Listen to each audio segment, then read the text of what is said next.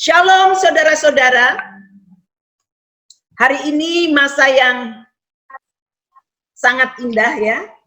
Sekalipun kita 3 minggu tidak berjumpa di dalam ibadah yang bersama-sama ya. Kita tidak saling berjumpa di dalam ibadah doa, bahkan komsel ya, yang sering kita adakan bersama-sama, kita menggali firman Tuhan. Tapi percaya saudaraku, bahwa Tuhan yang kita sembah adalah Tuhan yang hidup. Dia hadir dimanapun, dia hadir di hati kita, dia hadir di antara Bapak Ibu semua, dan dimanapun kita ada, dia senantiasa menyertai. Mari kita akan merenungkan firman Tuhan yang diambil dari 2 Tawarikh 7. Masing-masing boleh membuka Alkitab, baik lewat telepon ataupun apapun. Kita baca ya. 2 Tawarikh 7 ayat 11 sampai 15. Tajuknya, Tuhan menampakkan diri kepada Salomo untuk kedua kali. Demikianlah Salomo menyelesaikan rumah Tuhan, dan istana raja, dan berhasil melaksanakan dan dalam istananya. Segala sesuatu yang timbul dalam hatinya, kemudian Tuhan menampakkan diri kepada Salomo pada malam hari dan berfirman kepadanya, "Telah kudengar doamu dan telah kupilih tempat ini bagiku sebagai rumah persembahan. Bila mana aku menutup langit sehingga tidak ada hujan, dan bila mana aku menyuruh belalang memakan habis hasil bumi, dan bila mana aku melepaskan penyakit sampar di antara umatku, dan umatku yang atasnya namaku disebut merendahkan diri, berdoa dan mencari wajahku, lalu berbalik dari jalan-jalan yang jahat, maka aku akan mendengar dari surga dan mengampuni dosa mereka, serta memulihkan negeri mereka. Sekarang mataku terbuka dan telingaku menaruh perhatian kepada doa dari tempat ini." Saudara-saudara yang dikasihi Tuhan, kitab Tawarikh, di mana yang ditulis oleh Salomo, Raja Salomo. Raja Salomo adalah keturunan dari Raja Daud. Dia mempunyai sikap hati yang memberikan yang terbaik kepada Allahnya, Tuhan yang kita sembah. Dia membuatkan rumah sebagai rumah ibadah. Tapi di dalam ayat 12 Tuhan katakan kepada Salomo demikian. Kemudian dia menampakkan diri kepada Salomo pada malam hari dan berfirman kepadanya, "Telah kudengar doamu dan telah kupilih tempat ini bagiku sebagai rumah persembahan." Ayat 13. "Bila aku menutup langit sehingga tidak ada hujan, dan bila mana aku menyuruh belalang memakan habis hasil bumi, dan bila mana aku melepaskan penyakit sampar di antara umatku," ya. Ayat 12 dan ayat 13 itu sangat menarik, saudara-saudara. Tuhan Allah berfirman kepada, menampakkan diri langsung kepada Salomo. Dia berkata, "Bila aku menutup langit." Tuhan Allah yang kita sembah, dia berkuasa atas surga, berkuasa atas bumi, dia yang menciptakan segala alam semesta, termasuk diri kita. Tuhan dapat menutup supaya langit tidak menurunkan hujan. Tuhan pun dapat menyuruh belalang memakan habis, belalang pelahap, memakan habis hasil bumi. Tuhan pun sanggup melepaskan penyakit sampar di antara umatnya. Masa itu bangsa Israel, masa yang diperingatkan Tuhan. Karena bangsa Israel mulai berbalik dari jalan-jalannya.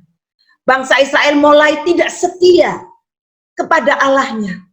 Bangsa Israel mulai berbuat, melakukan segala hal yang menyakitkan hati Tuhan. Bangsa Israel sudah melupakan Tuhan Allahnya. Allah mengizinkan masa itu, bangsa Israel mengalami masa yang sukar, mengalami sakit penyakit, tidak ada hujan, bahkan dikatakan penyakit sampar. Artinya coronavirus bukan masa ini saja. Dulu di masa perjanjian lama, sebelum Yesus lahir di dalam perjanjian baru. Ada jarak antara perjanjian lama dengan perjanjian baru. 400 tahun sebelum Masehi, sebelum Yesus lahir. Masa itu bangsa pilihannya, yaitu bangsa Israel, sudah terkena wabah, sudah terkena penyakit sampar. Mereka pun mengalami demam, banyak kematian, ribuan yang mati di bangsa Israel. 11.000 yang mati, bahkan lebih 11.000, 70.000 yang mati karena penyakit sampar. Bapak Ibu, bukan berarti Tuhan itu yang tidak baik atas umatnya, atas kita. Tapi kalau Tuhan izinkan, Tuhan pasti punya rencana, maksud, tujuan yang baik untuk umatnya. Amin. Amin, Bapak Amin. Ibu. Amin. Coba kita tengok ayat 14. Dan umatku yang atasnya namaku disebut, merendahkan diri, berdoa dan mencari wajahku, lalu berbalik dari jalan-jalan yang jahat, maka aku akan mendengar dari surga dan mengampuni dosa mereka, serta memulihkan negeri mereka. Saudara yang dikasihi Tuhan, waktu Tuhan izinkan keadaan yang sukar, keadaan yang sulit, sakit penyakit seperti masa ini, coronavirus, Tuhan pun sanggup memulihkan, Bapak Ibu. Tuhan sanggup memulihkan, saudara. Tapi ada syarat. Tuhan minta kita umatnya, apalagi kita umat pilihannya, kita anak-anaknya, karena di dalam Yohanes 1 ayat 12, tetapi setiap orang yang menerimanya, diberi kuasa menjadi anak Allah, bagi setiap orang yang percaya kepadanya. Setiap kita yang menerima Yesus sebagai Tuhan Juru Selamat, menerimanya dan percaya, kita menjadi anak-anaknya, menjadi anak-anak kesayangannya, menjadi anak-anak pilihannya. Bapak mana kalau melihat anak-anaknya dalam kesukaran, dalam kesulitan? Ya, saya pernah merasakan anak-anak kami sakit, rasanya di dalam dada itu sakit. Saya rasa saya mau katakan kepada Tuhan, Tuhan kalau boleh penyakit itu hatinya Tuhan. Waktu melihat anak-anaknya, anak-anak pilihannya, umat pilihannya, saat ini sedang seluruh dunia Bapak Ibu, sedang tergoncang, sedang dalam ketakutan, sedang dalam mengalami masa yang betul-betul, masa-masa yang sulit dan sukar. Karena coronavirus. Tapi Tuhan berjanji, umatku atasnya merendahkan diri, berdoa dan mencari wajah, lalu berbalik dari jalan-jalan yang jahat, maka aku akan mendengarkan dari surga dan mengampuni dosa mereka, serta memulihkan. Syarat yang pertama adalah merendahkan diri.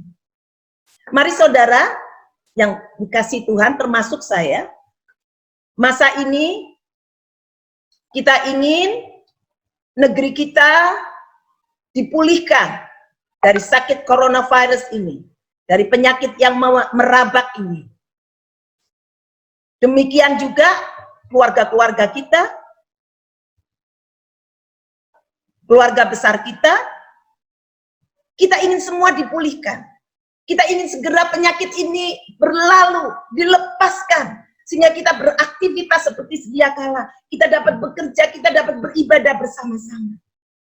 Syarat yang pertama adalah umatku merendahkan diri. Apa arti merendahkan diri? Merendahkan diri artinya sikap hati. Firman Tuhan katakan, berbahagialah orang yang rendah hati, Karena dia juga akan ditinggikan oleh Tuhan. Karena Tuhan membenci orang yang congkak. Merendahkan diri artinya sikap hati kita. Waktu kita menyadari bahwa ada Tuhan yang berkuasa atas hidup kita, ada Tuhan Allah yang memiliki hidup kita. Kita tidak semena-mena, sembarang-sembarang menggunakan hidup kita. Tidak ada yang disombongkan, saudara, di dunia ini. Kalau kita dipercaya harta benda, kalau kita dipercaya kedudukan, kalau kita dipercaya pekerjaan, kalau kita dipercaya jabatan, kalau kita dipercaya anak-anak, keluarga, suami dan istri, itu hanya titipan. Semuanya karena anugerahnya. Semuanya karena pemberian kita. Jadi tidak ada yang disombongkan di dunia ini. Sepatutnya kita merendahkan diri di hadapan Tuhan. Sepatutnya kita punya sikap hati untuk merendahkan diri. Bahwa Tuhanlah sang pemilik segalanya. Bahwa Tuhanlah yang berkuasa atas segalanya. Saya banyak mendengar berita-berita lewat media, bahkan di mancanegara, di negara-negara yang di Europe dan negara-negara seluruh dunia, banyak orang kaya, banyak orang dibilangin kaya raya atau konglomerat mungkin, mereka tidak bisa menggunakan uangnya waktu mereka terkena penyakit coronavirus. Mereka katakan, dengan uang saya tidak bisa membeli nyawa saya. Bahkan kita dengar di Italia, orang yang kaya raya, semua keluarganya meninggal terkena coronavirus, akhirnya apa yang dia lakukan? Dia bunuh diri, Bapak Ibu. Karena dia tidak punya Yesus. Ini waktunya, ini masanya kita merendahkan diri, artinya punya sikap hati, bahwa segala sesuatu Tuhanlah yang memiliki. Kita perlu sikap hati rendah diri, bukan rendah hati bukan rendah diri ya. Rendah hati itu artinya punya sikap menghormati, menghargai Tuhan sang pemilik segalanya di muka bumi, termasuk diri kita. Waktu kita punya sikap hati yang seperti itu, kita akan senang untuk rendah hati, Bapak Ibu. Karena segalanya Tuhan yang memiliki, bukan kita. Tidak ada di dunia ini yang disombongkan. Hanya Dialah yang ditinggikan. Ada amin? Amin. Yang kedua, berdoa. Apa itu berdoa? Berdoa adalah alat komunikasi dengan Bapa kita, dengan Tuhan yang kita sembah. Berdoa juga artinya kita bermohon kepada Dia saja. Berdoa itu adalah, ada satu pepatah dikatakan, berdoa adalah nafas orang yang percaya. Coba Bapak Ibu di rumah masing-masing tidak bernafas. Saya tak tahan kalau tidak bernafas. Saya bisa lemas dan lama-lama bisa, yang tidak kita harapkan bisa terjadi ya. Artinya, waktu masa ini, kita punya sikap hati merendahkan diri di hadapan Tuhan. Datang berkomunikasi kepada Bapa sang pemilik langit dan bumi. Dia berkuasa berdaulat atas alam semesta, termasuk atas diri kita. Kita perlu berdoa. Saya tadi sudah menyaksikan orang yang kaya punya harta benda, tidak dapat menyelamatkan nyawanya. Tidak dapat membebaskan diri dari coronavirus. Coronavirus kecil, Bapak Ibu Saudara. Tak tampak kasat mata, tapi itu menggoncangkan dunia. Tapi ada satu kerajaan yang tidak tergoncangkan, yaitu kerajaan Allah. Ada amin? Amin. Ya. Setelah kita punya sikap hati merendahkan diri, kita berdoa. Kita terhubung kepada Bapa kita. Contoh Tuhan Yesus di dalam Markus 1, ayat 35. Pagi-pagi benar, Dia pergi ke tempat yang sunyi dan berdoa.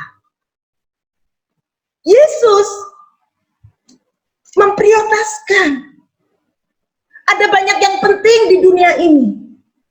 Tetapi ada yang dari yang penting, ada yang lebih penting. Yaitu pertemuan pribadi kita dengan Bapa kita di surga. Yesus memprioritaskan, Yesus mengutamakan. Sebelum dia melayani, sebelum dia bekerja, dia pergi ke satu tempat yang sunyi dan dia berdoa. Bapak, Ibu, Saudara, kita perlu makanan, kita perlu uang, kita perlu pekerjaan, kita perlu hal-hal sesuatu yang untuk kehidupan kita. Tapi ingat, bahwa dari segala hal yang kita perlukan, ada yang lebih penting dari semuanya, yaitu berdoa, berkomunikasi dengan Bapa di surga.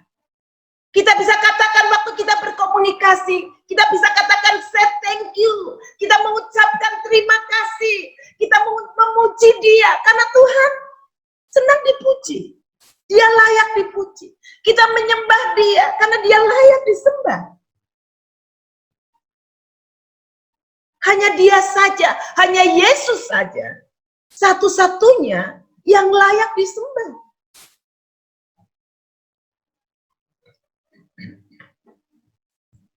Kita perlu terhubung dengan Bapa kita. Kita perlu terhubung dengan Tuhan kita yang memiliki hidup kita. Kita perlu berkomunikasi dengan Dia lewat doa, lewat firman-Nya. Karena di dalam firman-Nya ada tuntunannya. Karena dalam firman-Nya ada jalannya. Karena dalam firman-Nya ada kekuatan. Karena di dalam firman-Nya ada keselamatan. Dialah Tuhan Juru Selamat satu-satunya yang menyelamatkan hidup kita. Dialah satu-satunya yang mampu menolong kita. Yang ketiga, mencari wajahku. Apa itu mencari wajah? Saat ini kalau saya mau berjumpa dengan Bapak, Ibu, Saudara, dan anak-anak semua ya, tentunya kalau saya ingin berjumpa, saya harus pergi mencari ya. Artinya, waktu setelah kita merendahkan hati, punya sikap hati, merendahkan hati, Yesus saja yang ditinggikan.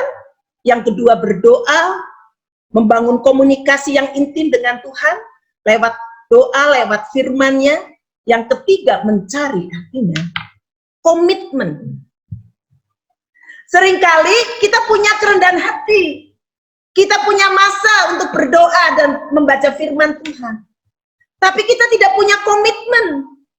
Oke Tuhan, kalau saya sehat, saya maulah berdoa. Kalau saya sehat Tuhan, saya mau memujilah Tuhan. Kalau saya punya uang, saya diberkati, tunggu dulu. Tunggu dulu. Saya tidak perlu Tuhan, karena saya punya segalanya. Mencari wajah Tuhan artinya komitmen kita.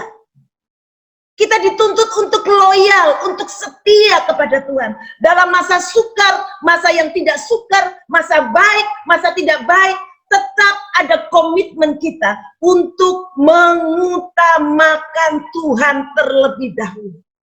Di atas semuanya.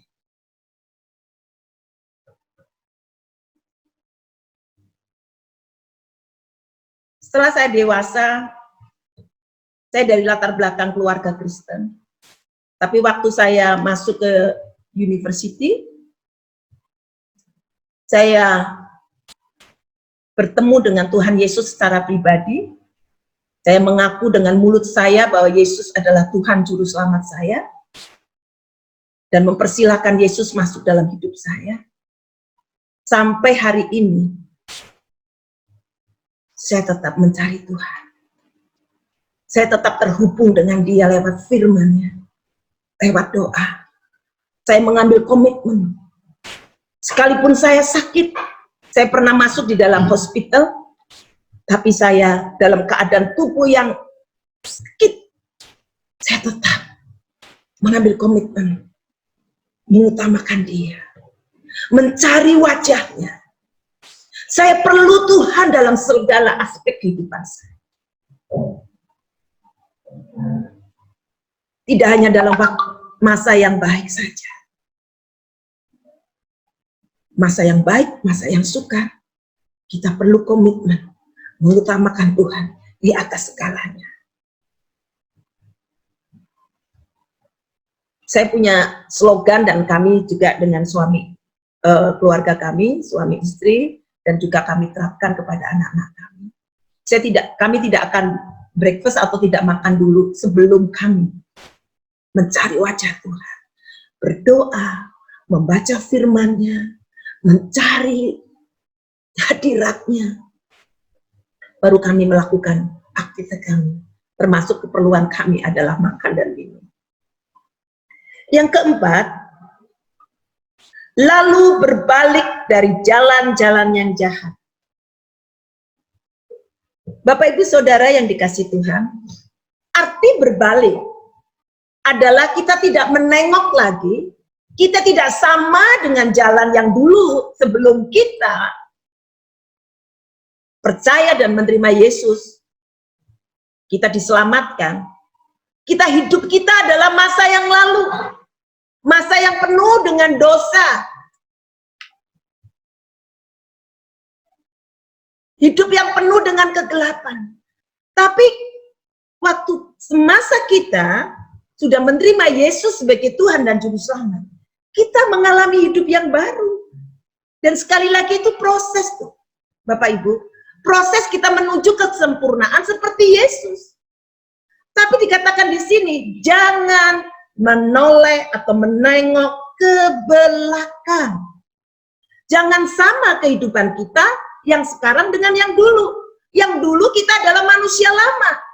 Jadi siapa yang ada dalam Kristus, ia adalah ciptaan baru. Yang lama sudah berlalu, sesungguhnya yang baru sudah datang. Kita adalah ciptaan baru, Bapak Ibu, termasuk saya. Karena kita di dalam Kristus. Jadi kehidupan kita, perbuatan kita, pikiran kita, perkataan kita yang tidak sesuai dengan kebenaran firman Tuhan harus segera ditanggalkan. Bahkan saya mau katakan bahwa setiap hari hidup kita harus selalu ada di dalam hidup pertobatan.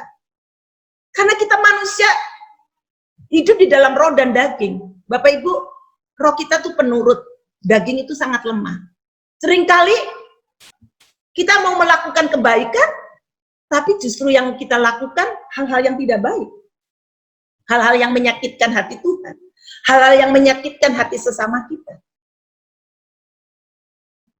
Setiap hari Bapak Ibu, saya selalu, Tuhan ampuni kami, ampuni saya, ampuni keluarga saya, ampuni jemaat yang Kau percayakan.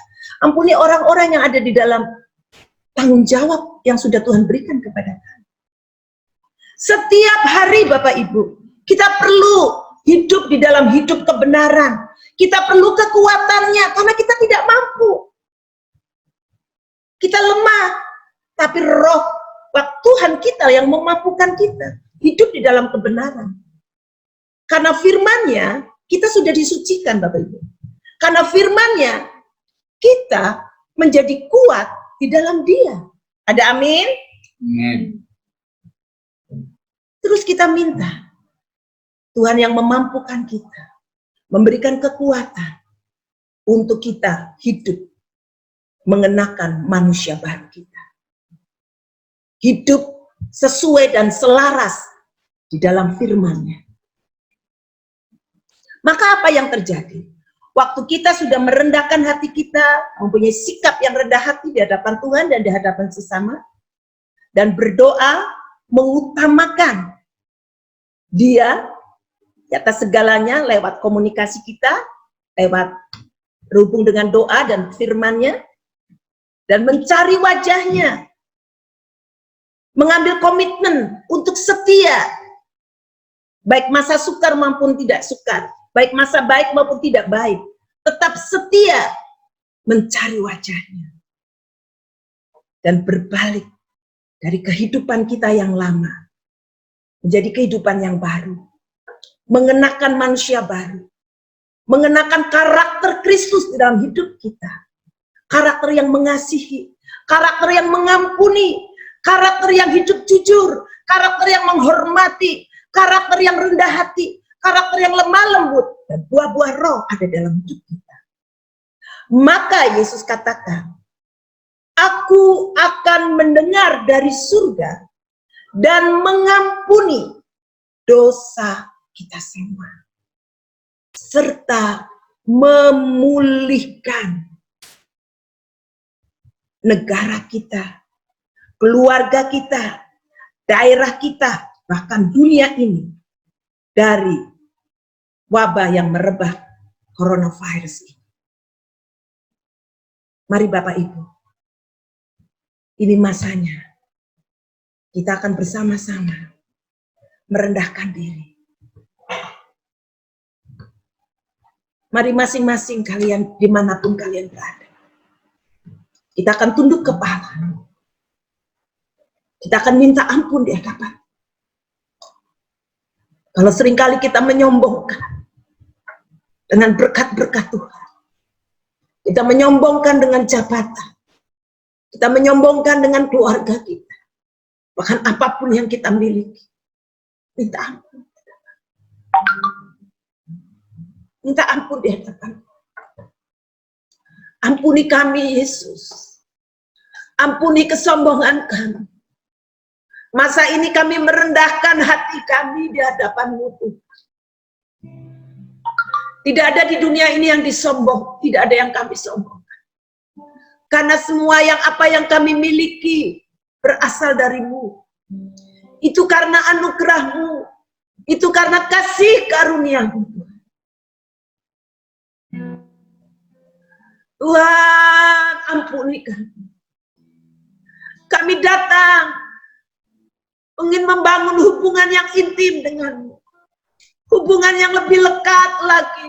Hubungan yang lebih dekat lagi hanya kepada-Mu. Kami mau mengutamakan Engkau di atas segalanya. Kami ingin melihat teladan Yesus pagi-pagi benar.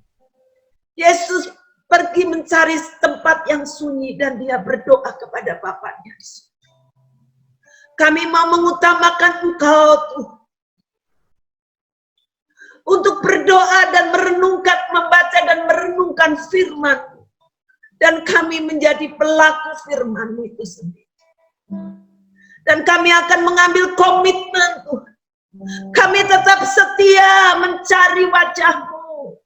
Apapun yang Tuhan izinkan dalam hidup kami, apapun yang Tuhan izinkan dalam lingkungan kami, dalam negeri kami, dalam dunia ini Tuhan, kami akan tetap mengambil komitmen Tuhan untuk mencari wajah-Mu, untuk mengutamakan Engkau terlebih dahulu. Dan kami akan berbalik dari jalan-jalan kami Tuhan. Banyak hal yang kami lakukan yang tidak sesuai dengan kehendak-Mu, yang tidak sesuai dengan firman-Mu Tuhan. Ampuni kami, ampuni ketidakkudusan kami, ampuni kesombongan kami, ampuni kemarahan kami, ampuni iri hati kami, ampuni hal-hal yang negatif yang sering kami lontarkan Tuhan. Ampuni dosa pikiran kami, dosa tingkah laku kami, dosa lidah kami Tuhan. Ampuni Tuhan. Ampuni Yesus. Ampuni Roh Kudus. Maka kami sepakat pada masa ini Tuhan. Dengan iman kami percaya firman-Mu iya dan amin. Engkau akan menengok kami dari surga, mendengar doa kami, memulihkan negeri kami, memulihkan keluarga kami, memulihkan negara kami, memulihkan bangsa-bangsa dan negara-negara di muka bumi ini dari wabah coronavirus Tuhan. Dalam nama Yesus Kristus. Ini doa kami Tuhan. Engkau yang menjagai kami, Engkau yang melindungi kami, bahkan pemimpin rohani kami Tuhan. Pemimpin-pemimpin negara kami, pemimpin keluarga-keluarga, juga keluarga-keluarga yang ada Tuhan.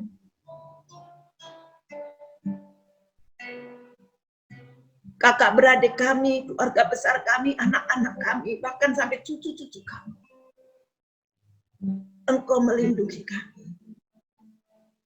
Kami percaya dengan iman. Engkau akan memulihkan. Engkau akan memulihkan. Engkau akan memulihkan.